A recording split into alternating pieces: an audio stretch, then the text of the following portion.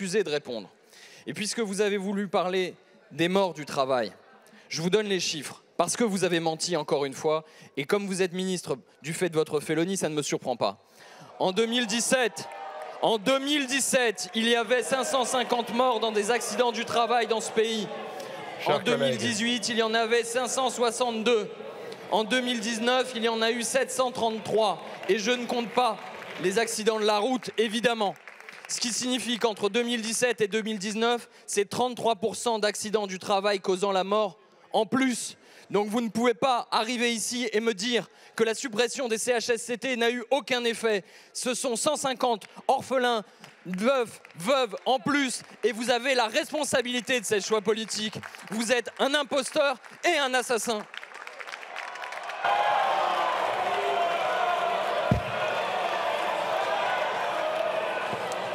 Chers collègues, alors...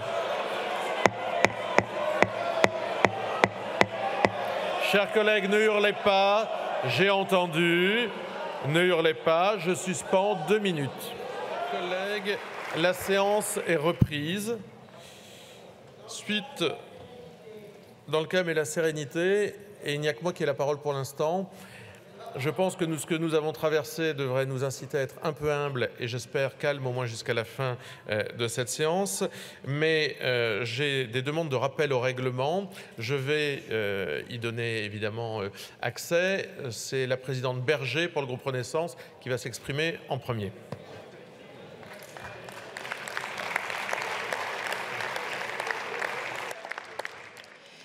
Merci, Monsieur le Président. Je le dis très calmement, mais je le dis très fermement. Il est inacceptable, inenvisageable que l'on continue dans cette escalade verbale. On ne peut en aucun cas traiter le ministre Olivier Dussopt d'assassin dans l'enceinte de cet hémicycle. Président Chassaigne. Monsieur le Président, chers collègues, au nom des députés du groupe de la Gauche démocrate et républicaine, je tiens à dire à quel point nous sommes choqués par les propos qui ont été tenus et j'ajouterai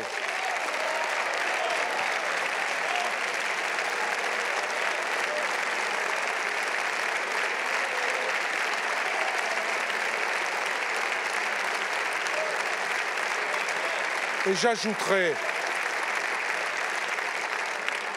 j'ajouterai à titre peut-être plus personnel que je me sens blessé, même humilié, je le dis.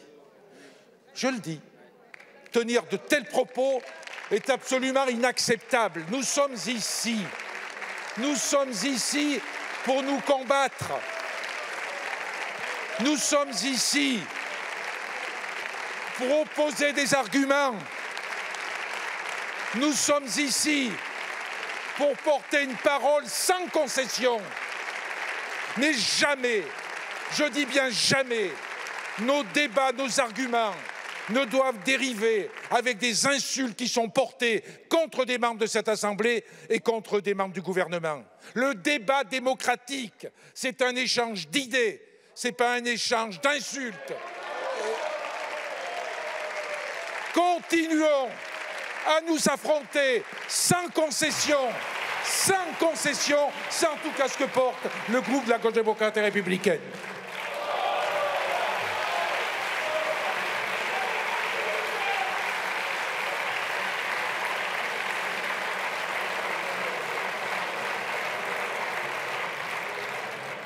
Présidente Le Pen.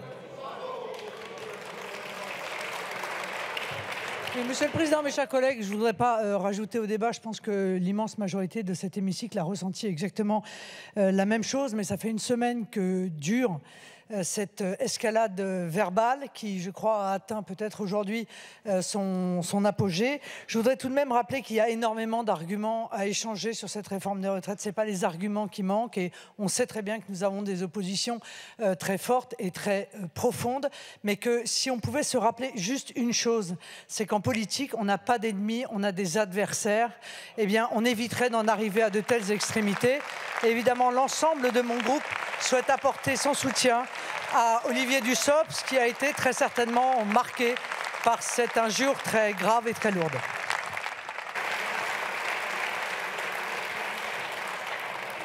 Nous vous écoutons. Merci, Monsieur le Président.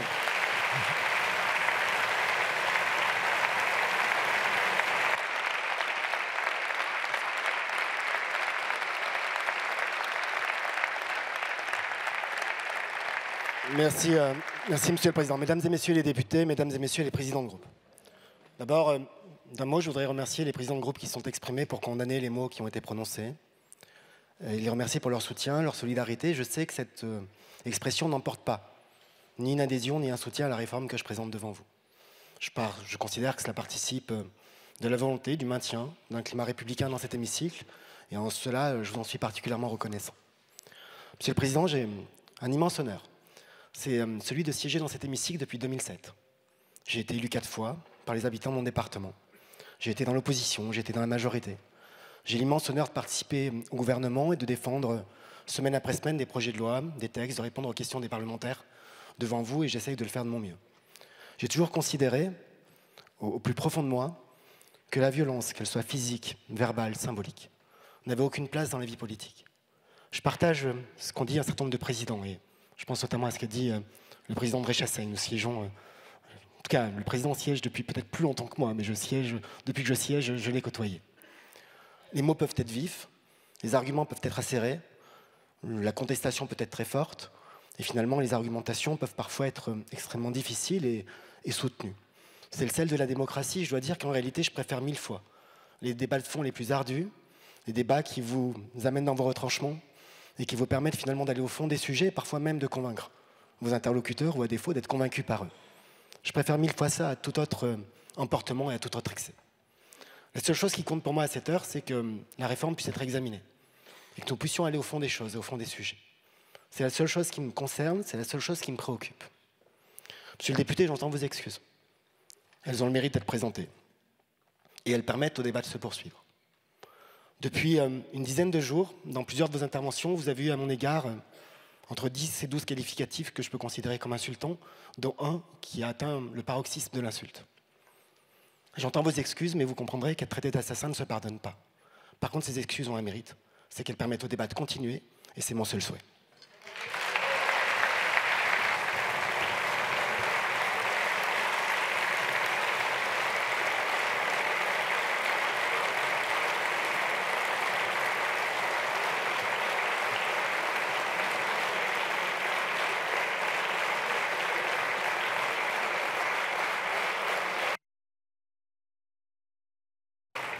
Bien, chers collègues.